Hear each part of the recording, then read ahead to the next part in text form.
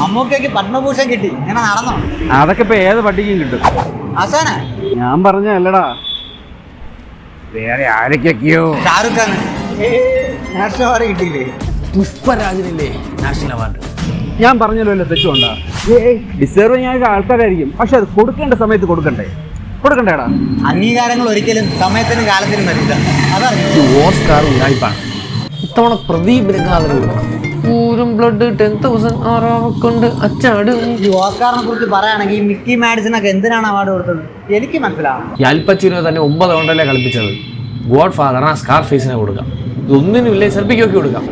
ഒന്നുമില്ല കൊടുക്കാൻ send off ഹ്യൂമണല്ലേ അങ്ങനെ കൊടുത്തത്. എടാ, ഈ വൈകി വരുന്ന അംഗീകാരങ്ങൾ പോട്ടെ, ഈ അർഹതയില്ലാത്ത അംഗീകാരങ്ങൾ നമ്മൾ എങ്ങനെ അർഹത ഉണ്ടോ ഇല്ലെന്ന് തീരുമാനിക്കാൻ നിങ്ങൾ ആരെന്നാ? കണ്ണും ചെവിയുള്ള ഒരു സാധാരണക്കാരൻ. ഇപ്പൊ കുറച്ച് എന്നെ പോലെ സാമൂഹ്യ പരിജ്ഞാനമുള്ളവർക്ക് മുൻകൂട്ടി പ്രവചിക്കാൻ കഴിയും ആർക്കാണ് അവാർഡ്.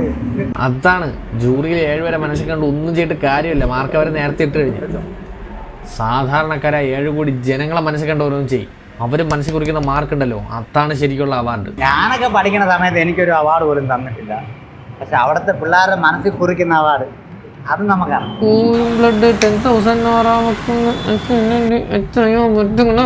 ഈ അവാർഡിന്റെയൊക്കെ വില പോയെന്നുള്ളതുള്ളതാ കണ്ട. പക്ഷെ കൊടുത്താ പഠിച്ചൊന്ന് വാങ്ങിക്കാതിരിക്കണം, ബഹിഷ്കരിക്കണം. എന്നാ ഓസിന് കിട്ടിയ കട്ടൻ ചായ നീ ഒന്ന് ബഹിഷ്കരിച്ചു. Back to the colony, he would immediately head right back for the mountains. നീ പിണങ്ങി പോവാതെ ഇവിടെ വാ. ഇത് അടുത്ത ജംഗ്ഷൻ വരുന്നത് നിങ്ങൾ എന്തിന്?